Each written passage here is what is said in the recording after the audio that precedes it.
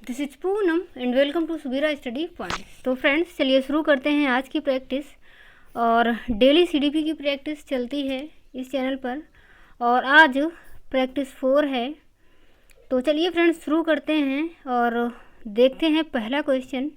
उससे पहले यदि आप चैनल पर नए हैं तो चैनल को सब्सक्राइब कर लें, साथ ही बेल आइकन भी प्रेस कर लें ताकि आने वाली सभी वीडियो की नोटिफिकेशन आप लोगों को मिलती रहे। और एग्ज़ाम के अभी 2 महीने हैं सीटेट एग्ज़ाम के, तो यदि आप कंटिन्यू प्रैक्टिस देखते हैं डेली तो एग्ज़ाम तक काफ़ी अच्छी तैयारी हो जाएगी। तो इस सीरीज़ को आप डेली देख सकते हैं और साथ ही इसका पीडीएफ भी आपको प्रोवाइड करवाया जाता है। तो पीडीएफ के लिए आप लोग टेलीग्राम चैनल को ज्वाइन कर सकते हैं। तो चलिए देखते हैं पहला क्वेश्चन। और पहला क्वेश्चन है, गतिशील शिक्षा में सीखने का स्वरूप सामाजिक होता है। पाठ्य पुस्तकें सीखने का एकमात्र स्रोत हैं। बैठने की व्यवस्था पूरी तरह से तय होती है या फिर पाठचर्या मानकीकृत होती है।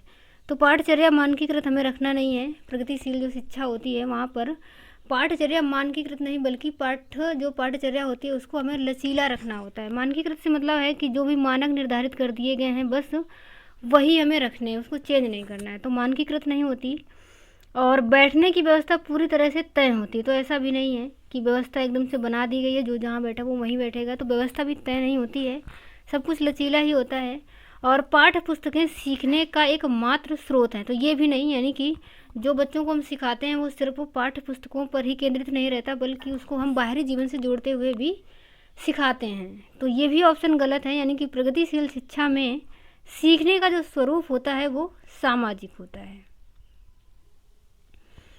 अगला क्वेश्चन, राष्ट्रीय शिक्षा नीति 2020 के अनुसार मूल्यांकन का उद्देश्य किसकी जानकारी देता है।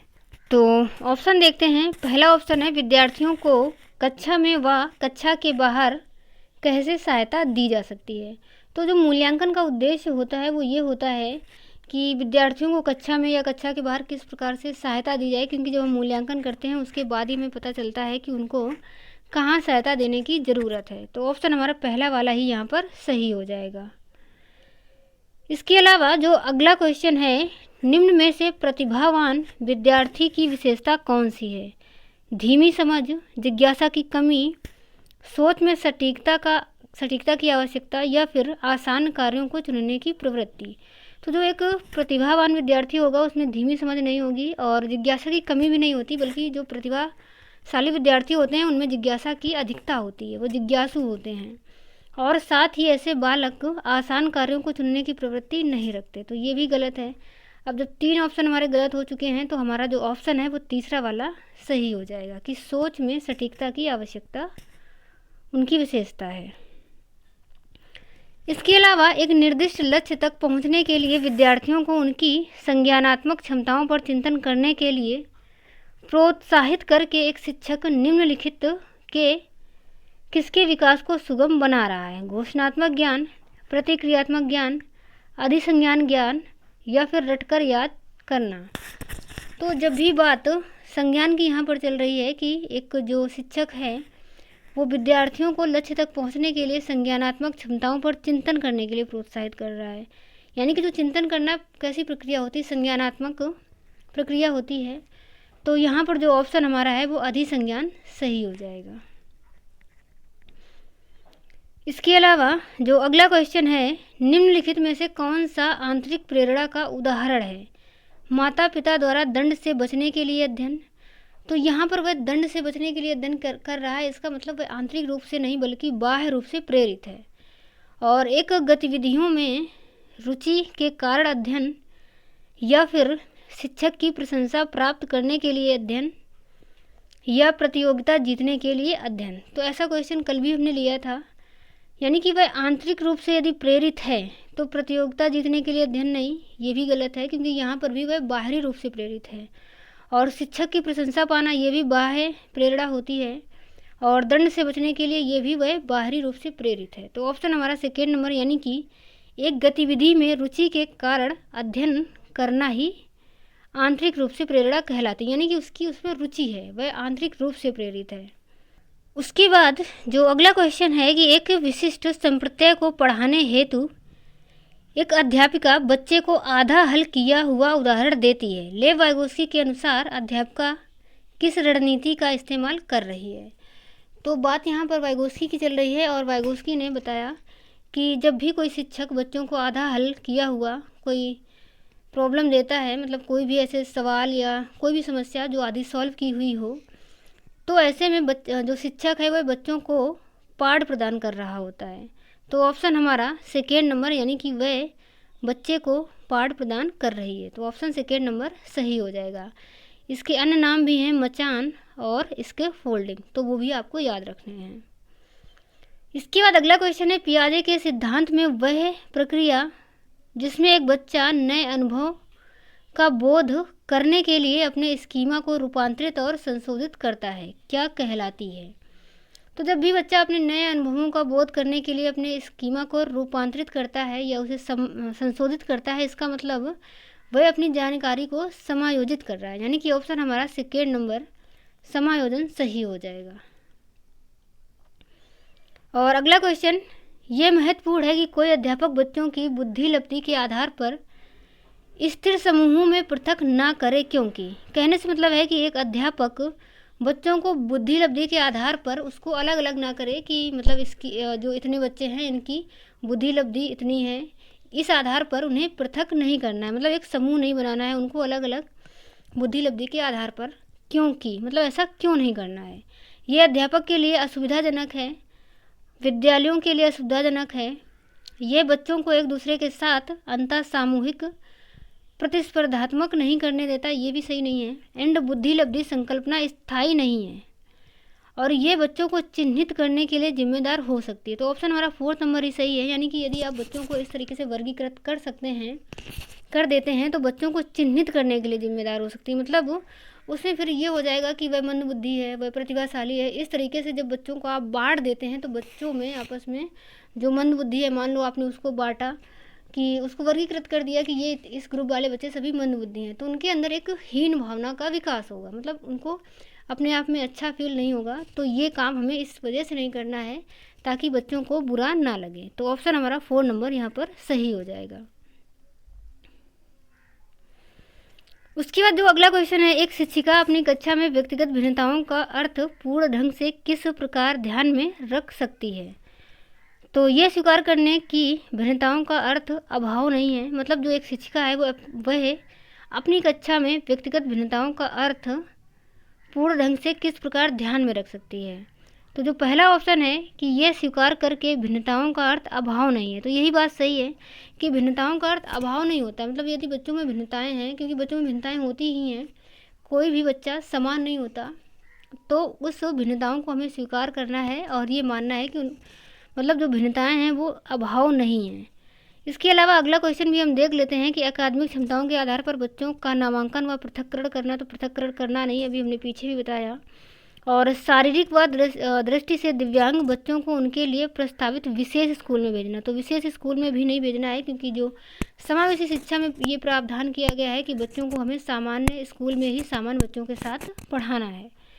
तो ये वाला भी ऑप्शन गलत है। एंड जो फोर्थ ऑप्शन है कि कक्षा में एकल सांस्कृतिक को प्रोत्साहित करके जिससे प्रतिस्पर्धा को बढ़ावा दिया जा सके, तो संस्कृति को प्रोत्साहित करना ठीक है, बट यहाँ पर एकल सांस्कृतिक यानी कि एक ही संस्कृति को प्रोत्साहित करना ये सही नहीं है, और प्रतिस्पर्धा को भी बढ़ावा हमें देना नहीं है। तो ये वाला भी ऑप्शन गलत है, यानी कि ऑप्शन हमारा पहला वाला ही सही हो जाएगा।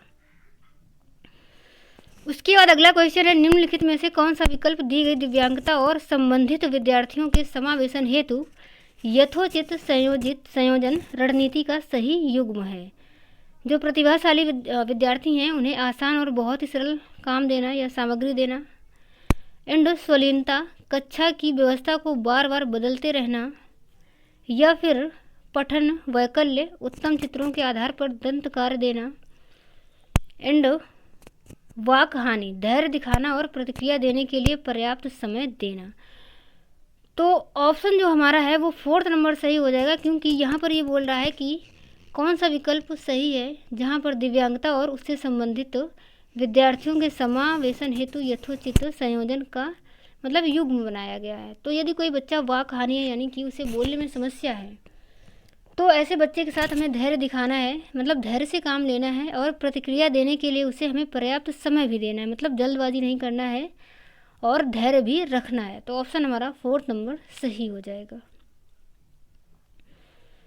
उसके बाद अगला क्वेश्चन, विद्यार्थियों द्वारा ग्रहण की गई वैकल्पिक धारणाओं को संबोधित करने के लिए निम्न में से क्या महत्वपूर्ण है? ऐसी परिस्थितियाँ बनाना जहाँ विद्यार्थी अपने विचार व्यक्त करने के लिए प्रतिबंधित महसूस करें, यानी कि उससे विचार व्यक्त करने हैं बट उसको प्रतिबंधित किया गया है और वह प्रतिबंधित महसूस कर रहा है अपने आप में, तो ऐसा माहौल हमें नहीं बनाना है। बच्चा स्वतंत्र हो विचारों को व्यक्त करने के लिए, तो उसे प्रतिबंधित नहीं करना है। विषय वस्तु को शिक्षक केंद्रित शिक्षा शास्त्र के माध्यम से पढ़ाना, यानी कि बच्चों को जो कुछ भी पढ़ाया जाए वो शिक्षक केंद्रित हो और शिक्षा शास्त्र के माध्यम से ही पढ़ाया जाए, तो ऐसा गलत है। शिक्षक केंद्रित नहीं रखना है बल्कि बाल केंद्रित रखना है, तो ऑप्शन सेकेंड वाला भी गलत है। ऐसी परिस्थितियाँ उत्पन्न करना जहाँ विद्यार्थी वैकल्पिक धारणाओं को व्यक्त कर सके, या फिर अधिगम प्रक्रिया में विद्यार्थियों को सामाजिक सांस्कृतिक संदर्भ की भूमिका की उपेक्षा करना, तो उसका जो भी सामाजिक सांस्कृतिक संदर्भ है उसकी हमें उपेक्षा नहीं करनी है, तो ये वाला भी गलत है। यानी कि ऑप्शन हमारा तीसरा वाला कि ऐसी परिस्थितियाँ हमें उत्पन्न करनी है जहाँ जो विद्यार्थी है वो वैकल्पिक धारणाओं को व्यक्त कर सके, यानी कि अपने कई विचारों को व्यक्त कर सके। प्रभावी अधिगम हेतु निर्देशन के लिए प्रारंभिक बिंदु क्या होना चाहिए? असफलता का डर, बच्चों का सामाजिक सांस्कृतिक परिप्रेक्ष्य, सफलता के लिए इनाम और प्रतिस्पर्धा की भावना। तो प्रतिस्पर्धा की भावना ये नहीं रखना है, एंड सफलता के लिए इनाम, तो यदि आप सफलता के लिए इनाम देते हैं तो ये एक बाहरी प्रेरणा होती है, तो ये भी सही नहीं है। यहाँ पर बच्चा सिर्फ इनाम की वजह से ही कोई कार्य करेगा, तो ऑप्शन हमारा सेकेंड नंबर, यानी कि बच्चों का सामाजिक सांस्कृतिक परिप्रेक्ष्य। तो सामाजिक सांस्कृतिक परिप्रेक्ष्य से मतलब है कि जब भी बच्चों को अधिगम करवाया जाए तो समाज से जुड़ा हुआ होना चाहिए, मतलब उसके जीवन से जुड़ा होना चाहिए, तो ऑप्शन हमारा सेकेंड नंबर सही हो जाएगा। निम्नलिखित में से कौन सा कथन व्यक्ति के विकास की प्रक्रिया के बारे में सही है? विकास की प्रक्रिया एक दिशी होती है, तो ये गलत है क्योंकि विकास की प्रक्रिया एक दिशी नहीं होती। यह केवल आनुवंशिकता से प्रभावित है। विकास की प्रक्रिया में सांस्कृतिक विविधताएं होती हैं, केवल वातावरण कारकों द्वारा निर्धारित होती है। तो जो विकास है वो वातावरण और आनुवंशिकता दोनों के द्वारा ही निर्धारित होता है, इस वजह से केवल आनुवंशिकता या केवल वातावरण ये सही नहीं है। साथ ही जो विकास है वो एक दिशी नहीं होता, तो ऑप्शन हमारा यानी कि विकास की प्रक्रिया में सांस्कृतिक विविधताएं होती हैं, मतलब जो बच्चे होते हैं या व्यक्ति होते हैं उनके विकास में सांस्कृतिक विविधताएं होती हैं, मतलब अलग अलग, क्योंकि अलग अलग लोगों की जो सांस्कृतिक माहौल है वो अलग अलग होता है, तो ये विविधताएं उनके विकास में देखने को मिलती हैं, तो ऑप्शन हमारा तीसरा वाला सही हो जाएगा। अगला क्वेश्चन, जीन पियाजे के अनुसार पूर्व संक्रियात्मक चरण में बच्चे निम्न में से क्या कर पाते हैं? प्रतिलोमक चिंतन, प्रतीकात्मक खेल, अनुक्रमिक वर्गीकरण या फिर संरक्षण। तो यदि कोई बच्चा पूर्व संक्रियात्मक चरण में है, यानी कि 2 से 7 वर्ष की जो अवस्था होती है पूर्व संक्रियात्मक अवस्था, इसमें बच्चा क्या कर सकता है? प्रतिलोमक चिंतन। तो इस अवस्था में बच्चा प्रतिलोमक चिंतन नहीं कर पाता, यानी कि रिवर्स नहीं जा पाता, जो 2 से 7 वर्ष की उम्र होती है। और प्रतीकात्मक खेल, तो इस उम्र में बच्चे प्रतीकात्मक खेल ही खेलते हैं, अपने खेल खिलौनों से बहुत सारे प्रतीकात्मक खेल खेलते हैं, तो ऑप्शन हमारा सेकेंड नंबर सही हो जाएगा। इसके अलावा संरक्षण का भी अभाव होता है और अनुक्रमिक वर्गीकरण भी वो अभी नहीं कर पाते उतना, तो ऑप्शन सेकेंड वाला सही हो जाएगा। अगला क्वेश्चन, निम्नलिखित में से कौन सी अभिवृत्ति एक प्रगतिशील कक्षा माहौल के अनुसार नहीं है? निर्णय निर्धारण में बच्चों की सहभागिता होनी चाहिए, यहाँ पर नहीं वाला पूछ रहा है, तो बच्चों की सहभागिता होनी चाहिए। भय मुक्त अधिगम वातावरण की संरचना भी हमें रखनी है। विद्यार्थियों की व्यक्तिगत भिन्नताओं का ध्यान भी हमको रखना है। तो क्या नहीं करना है कि अध्यापक द्वारा बाह्य अनुशासन कायम रखना, तो ये गलत है, तो ऑप्शन हमारा 4 नंबर ही सही हो जाएगा। एक प्रगतिशील कक्षा में निम्न में से कौन सी मूल्यांकन विधि का इस्तेमाल नहीं होता होगा? अध्यापकों द्वारा मननशील जनरल जर्नल का इस्तेमाल या फिर स्वमूल्यांकन एवं समकक्षी मूल्यांकन, केवल मानक निर्देशित मूल्यांकन पर आश्रय या फिर विद्यार्थियों के पोर्टफोलियो तैयार करना। तो यहाँ पर भी पूछ रहा है कि मूल्यांकन विधि का इस्तेमाल नहीं होता होगा, कौन सी ऐसी यहाँ पर विधि है। तो केवल मानक निर्देशित मूल्यांकन पर आश्रय हमें नहीं रखना है, तो यही वाला ऑप्शन हमारा सही हो जाएगा, यानी कि ऑप्शन तीसरा वाला सही है।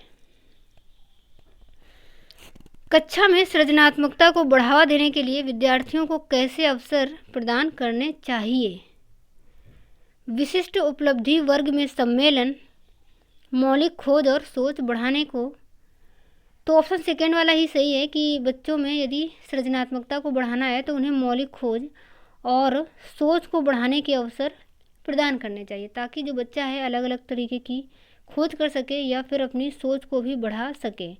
तो जब बच्चा सोचेगा, कई तरीके की खोज करेगा, तो उसके अंदर क्रिएटिविटी आएगी। तो ऑप्शन सेकेंड वाला हमारा सही है। एंड जो ऑप्शन तीसरा है, परीक्षा देने के बेहतर कौशल विकसित करना, तो यहाँ पर सिर्फ परीक्षा की बात हो रही है। एंड अभिसारी जो सोच होती है ये सृजनात्मकता में नहीं आती, बल्कि सृजनात्मकता में आती है हमारी अपसारी सोच। अगला क्वेश्चन है, अक्सर यह तर्क दिया जाता है कि पुरस्कार देना अधिगमकर्ताओं को प्रेरित करने का उत्तम तरीका नहीं है, क्योंकि, यानी कि यदि आप बच्चों को पुरस्कार देते हैं तो ये अधिगम के लिए उत्तम तरीका नहीं है। तो क्यों नहीं है? इसमें आंतरिक प्रेरणा छीड़ हो जाती है। बिल्कुल बात सही है कि यदि आप बच्चों को पुरस्कार देते हैं तो जो आंतरिक रूप से प्रेरित बच्चा होगा वो फिर आंतरिक रूप से प्रेरित नहीं होगा, बल्कि आंतरिक प्रेरणा छीड़ हो जाएगी, कम हो जाएगी। इससे आंतरिक प्रेरणा बढ़ जाती है तो बढ़ती नहीं है। बाह्य प्रेरणा छीड़ हो जाती है तो बाह्य प्रेरणा छीड़ नहीं होती, बल्कि बाह्य प्रेरणा और मजबूत होती है। यानी कि बच्चे को फिर ये लगता है कि मुझे हर बार पुरस्कार ही मिले, और इससे आंतरिक और बाह्य अभिप्रेरणा दोनों ही छीड़ हो जाती है। तो ये भी गलत है, ऑप्शन हमारा पहला वाला सही हो जाएगा। अगला क्वेश्चन, कक्षा में परिचर्चा के दौरान क्या एक शिक्षिका को विद्यार्थियों के गलत उत्तर सही करने चाहिए? तो ऑप्शन देख लेते हैं कि हाँ, बच्चों की त्रुटियों को तुरंत संशोधन करना चाहिए। तो ऐसा नहीं करना है, बच्चा यदि गलत उत्तर भी दे रहा है तो हमें तुरंत ही उसको बीच में टोकना नहीं है। और सेकेंड नंबर, नहीं, बच्चों को अभिव्यक्त करने के लिए प्रोत्साहित करना चाहिए बिना गलत होने के भय से। तो यही काम हमें करना है कि यदि बच्चा कुछ भी बता रहा है, उत्तर दे रहा है, तो हमें उसे प्रोत्साहित करना है। मतलब बच्चे से बोलना है कि आप गलती होने से मत डरो, मतलब गलत हो भी जाए तो भी कोई बात नहीं, आप बताओ। तो यही काम हमें करना है, यानी कि ऑप्शन हमारा सेकेंड नंबर ही यहाँ पर सही हो जाएगा। उसके बाद जो अगला क्वेश्चन है, बालकों के व्यक्तिगत विकास के लिए विकासात्मक प्रतिपादनों को उद्धृत करके सटीकता से व पक्के तौर पर भविष्यवाणी की जा सकती है। तो ऐसा नहीं है कि विकास के संबंध पर हम पक्के तौर पर भविष्यवाणी कर सकें, ये गलत है। यानी कि पूरी तरीके से, पक्के तरीके से भविष्यवाणी नहीं की जा सकती, बट यहाँ पर बोल रहा है कि की जा सकती है, तो ये सही नहीं है। के लिए पूर्वानुमान बिल्कुल नहीं लगाया जा सकता, बट ऐसा भी नहीं है कि हम कुछ भी पूर्वानुमान ना लगा सकें, यानी कि थोड़ा बहुत अनुमान लगा सकते हैं। के लिए कुछ हद तक पूर्वानुमान लगाया जा सकता है, परंतु सभी बच्चों के विकास की दर अलग अलग होती है। तो बात यही वाली सही है, यानी कि कुछ हद तक हम पूर्वानुमान लगा सकते हैं, किंतु सभी बच्चों की जो विकास दर है वो अलग अलग ही होती है। तो ऑप्शन हमारा तीसरा वाला ही सही हो जाएगा। फोर्थ ऑप्शन भी गलत है, अव्यवस्थित व सतत होता है। जीन पियाजे के संज्ञानात्मक विकास के किस स्तर पर बच्चे लंबाई व भार जैसे गुणात्मक आधारों पर वस्तुओं को व्यवस्थित कर पाते हैं, परंतु अमूर्त संरचनाओं की संक्रियात्मकता में कठिनाई महसूस करते हैं? संवेदी चालक, पूर्व संक्रियात्मक, मूर्त संक्रियात्मक या फिर अमूर्त संक्रियात्मक? तो जो बच्चा है वो लंबाई, भार जैसे गुणात्मक आधारों पर वस्तुओं को व्यवस्थित कर लेते हैं, ये होता है मूर्त संक्रियात्मक। यानी कि इस स्टेज में जो बच्चा है वो वर्गीकृत कर लेता है चीज़ों को, बट अभी अमूर्त संरचनाओं की संक्रियात्मकता में कठिनाई महसूस करता है। तो ऑप्शन हमारा तीसरा वाला सही हो जाएगा। एक बाल केंद्रित शिक्षा में शिक्षा की कोई भूमिका नहीं होती, शिक्षक की तो होती है। शिक्षिका की सक्रिय भूमिका होती है, विद्यार्थी निष्क्रिय होते हैं। तो ये गलत है, क्योंकि विद्यार्थी निष्क्रिय नहीं बल्कि विद्यार्थी भी सक्रिय ही होते हैं। एंड विद्यार्थियों की सक्रिय भूमिका होती है तथा शिक्षिका निष्क्रिय होती है, तो ये भी गलत है। शिक्षार्थी एवं विद्यार्थी दोनों सक्रिय भूमिका निभाते हैं। तो यही वाला हमारा सही है, यानी कि जो शिक्षिका है और विद्यार्थी हैं दोनों की ही सक्रिय भूमिका होती है। निम्नलिखित में से कौन सा प्रश्न कक्षा में समालोचनात्मक सोच को बढ़ावा देने का सही उदाहरण है? तो ऑप्शन है कि 325 और 486 को जमा करो, यानी कि जोड़ना है तो बच्चा यहाँ पर सीधा सा जोड़ देगा, सोच का विकास नहीं होगा। एंड बाल विवाह प्रतिबंध जो अधिनियम है ये किस वर्ष पारित किया गया था? तो ये भी सही नहीं है, क्योंकि यहाँ पर जो समालोचनात्मक सोच है वो विकसित नहीं हो रही है। शोषण को परिभाषित कीजिए, तो यहाँ पर भी परिभाषा हो जाएगी, ये भी सोच को बढ़ावा नहीं देगी। एंड जो हमारा फोर्थ ऑप्शन है कि अपने शहर में प्रदूषण के विभिन्न कारणों का विश्लेषण कीजिए, तो यहाँ पर एक बच्चे की समालोचनात्मक सोच को बढ़ावा मिलेगा, यानी कि बच्चा पता करेगा कि कौन कौन से ऐसे कारण हो सकते हैं जो प्रदूषण को बढ़ावा दे रहे हैं, या फिर प्रदूषण को यहाँ पर कम करने के विभिन्न उपाय भी सोचिए। तो यहाँ पर बच्चे की सोच को बढ़ावा मिलेगा। तो ऑप्शन हमारा 4 नंबर सही हो जाएगा। उसके बाद जो अगला क्वेश्चन है, निम्नलिखित में से कौन सी सृजनात्मक विद्यार्थी की पहचान संबंधी विशेषता नहीं है? उच्च क्रम समस्या समाधान, ये बात सही है। अभिसारी सोच, नवाचारी, तो नवाचारी भी होती है सृजनात्मकता में, नवाचार यानी कि नई नई चीज़ों के बारे में पता करना, सोचना। जिज्ञासा की प्रबल भावना भी होती है। यहाँ पर पूछ रहा है कि सृजनात्मक विद्यार्थी संबंधी पहचान नहीं है, तो अभिसारी सोच, अभी हमने पीछे बताया था कि जो अभिसारी सोच होती है वो सृजनात्मकता में नहीं आती, बल्कि सृजनात्मकता में आती है हमारी अपसारी सोच। अगला क्वेश्चन है, एक संप्रत्यय को पढ़ाने के लिए एक शिक्षक को निम्नलिखित में से किसके प्रयोग से बचना चाहिए? उस संप्रत्यय से संबंधित उदाहरण देने चाहिए, यानी कि जो भी संप्रत्यय बच्चों को पढ़ाया गया है उससे संबंधित हमें उदाहरण देने हैं बच्चों को। और उस संप्रत्यय के लिए असतत उदाहरण, तो यहाँ पर किस प्रयोग से बचना है? तो यही नहीं करना है, यानी कि बच्चों को असतत उदाहरण नहीं देने हैं। साथ ही संप्रत्यय से संबंधित गैर उदाहरण, मतलब कि दूसरे उदाहरण भी देने हैं। और उनकी संस्कृति में प्रचलित आदि रूप, यानी कि जो उनकी संस्कृति में प्रचलित हो उससे भी उसको रिलेट करना है, मतलब संस्कृति से रिलेटेड भी उदाहरण दे देने हैं जब भी कोई कंसेप्ट पढ़ाना है बच्चों को। तो ये भी सही है। ऑप्शन हमारा सेकेंड नंबर गलत हो जाएगा, यानी कि यहाँ पर किस चीज़ से बचना चाहिए गलत वाला ही पूछा है, तो ऑप्शन हमारा सेकेंड ही सही हो जाएगा। उसके बाद जो अगला क्वेश्चन है, निम्नलिखित में से कौन सा तरीका प्रतिपुष्टि को प्रेरक के रूप में उपयोग करने का अनुचित तरीका है?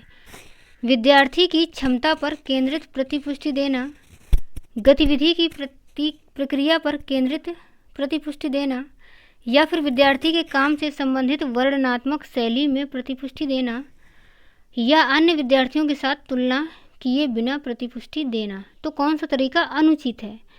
तो जो पहला ऑप्शन है, विद्यार्थी की क्षमता पर केंद्रित प्रतिपुष्टि देना, यानी कि हमें बच्चों की क्षमताओं के बारे में बता देना कि वह मंद बुद्धि है, वह तीव्र बुद्धि है, और ये बालक ऐसा है वैसा है। तो ये सारी चीज़ें हमें नहीं करनी है, मतलब बालकों को कभी भी उनके क्षमताओं के हिसाब से वर्गीकृत या मूल्यांकन नहीं करना है, बल्कि जो उन्होंने गतिविधि की है उस पर आप प्रतिपुष्टि दे सकते हैं।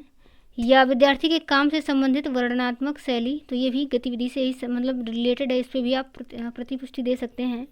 और अन्य विद्यार्थियों के साथ तुलना किए बिना हमें प्रतिपुष्टि देनी, यानी कि तुलना नहीं करनी, तो ये भी सही है। ऑप्शन हमारा पहला वाला यहाँ पर गलत है, यानी कि अनुचित तरीका है, तो यही वाला हमारा सही हो जाएगा। अगला है, इनमें से कौन सा विकास का सिद्धांत नहीं है? विकास एक धारणी या एक आयामी होता है, विकास ऊपर से नीचे केंद्र से बाहर की तरफ होता है, ये सही है, यानी कि जो विकास है वो ऊपर से नीचे की तरफ होता है और केंद्र से बाहर की तरफ होता है। ये सारी चीज़ें मतलब इस टाइप के क्वेश्चन डेली प्रैक्टिस में हम ले रहे हैं, तो जो कंटिन्यू है उनको ये सारी चीज़ें अब तक समझ में आ गई होंगी। विकास आनुवंशिकता और संपोषण से प्रभावित होता है, ये बात भी सही है। एंड विकास सामाजिक सांस्कृतिक परिप्रेक्ष्य में होता है, तो ये भी सही है, यानी कि ऑप्शन हमारा पहला वाला ये विकास का सिद्धांत नहीं है, तो ऑप्शन पहला सही हो जाएगा। लॉरेंस कोहल वर्ग के सिद्धांत के अनुसार किस चरण पर नैतिक चिंतन शुरुआती सामाजिक परिप्रेक्ष्य पर आधारित होता है? पूर्व पारंपरिक चरण या उत्तर पारंपरिक चरण और दूरस्थ पारंपरिक चरण, ऐसी कोई अवस्था ही नहीं है। तो 3 अवस्थाएं बताई हैं लॉरेंस कोहल वर्ग ने, पूर्व पारंपरिक, पारंपरिक और उत्तर पारंपरिक चरण। यहाँ पर ये पूछ रहा है कि नैतिक चिंतन शुरुआती सामाजिक परिप्रेक्ष्य पर आधारित होता है, वह कौन सी अवस्था है? तो जो बच्चे में सामाजिक विकास आता है उसका जो शुरुआती दौर होता है वो होता है पारंपरिक चरण, क्योंकि पूर्व पारंपरिक चरण में तो बच्चा सिर्फ वो दंड आज्ञा पालन की वजह से ही सारी चीज़ें करता है, मतलब यहाँ पर बच्चा सामाजिक असामाजिक कुछ भी नहीं होता। तो जो सामाजिकता की शुरुआत आती है थोड़ी बहुत कुछ, तो वो आती है पारंपरिक चरण से। तो ऑप्शन हमारा सेकेंड नंबर सही हो जाएगा। एक प्रगतिशील कक्षा में कौन सा विकल्प सार्थक शिक्षण को बढ़ावा देने के लिए व्यक्तिगत अधिगम विधि का उदाहरण है? निरंतर व्यक्तिगत प्रतियोगिताओं का आयोजन करना, मौखिक दंड, एक रूपी मानकीकृत पाठ्यचर्या, या फिर केवल अधिगम का मूल्यांकन के स्थान पर अधिगम के लिए मूल्यांकन पर बल देना। तो ऑप्शन हमारा 4 नंबर ही सही हो जाएगा। वैसे सामान्यतः केवल वाले ऑप्शन गलत होते हैं, बट यहाँ पर आप स्पष्ट रूप से देख सकते हैं कि हमें प्रतियोगिताओं का आयोजन नहीं करना है, ना ही दंड देना है, और मानकीकृत पाठ्यचर्या भी हमें रखनी नहीं होती। तो हमें क्या करना है कि अधिगम का मूल्यांकन के स्थान पर अधिगम के लिए मूल्यांकन पर बल देना है। तो ऑप्शन हमारा 4 नंबर सही हो जाएगा। एक सामाजिक संरचनात्मक कक्षा में कौन सी आकलन विधि अधिक उपयुक्त रहेगी? सहयोगी प्रायोजित कार्य, एक शब्दोत्तर वाले वस्तु परक प्रश्न, तो ये गलत है यहाँ पर, क्योंकि रटंत जो शिक्षा विधि होती है उसको बढ़ावा मिलेगा, और मानक परीक्षण ये भी गलत है। इसके अलावा मात्र स्मरण पर आधारित प्रश्न, तो ये भी सही नहीं है, यानी कि ऑप्शन हमारा पहला वाला ही सही हो जाएगा। तो चलिए फ्रेंड्स, आज की वीडियो में हम इतना ही रखते हैं, और मैं आशा करती हूँ कि आप लोगों को क्वेश्चन अच्छे लगे होंगे, अच्छे से समझ में भी आए होंगे। एंड इसका पीडीएफ आप लोगों को टेलीग्राम से मिल जाएगा, वहाँ से आप पीडीएफ डाउनलोड करके इसकी एक बार और से प्रैक्टिस कर लीजिएगा। एंड आगे मिलेंगे अगले वीडियो में, तब तक के लिए bye bye and take care.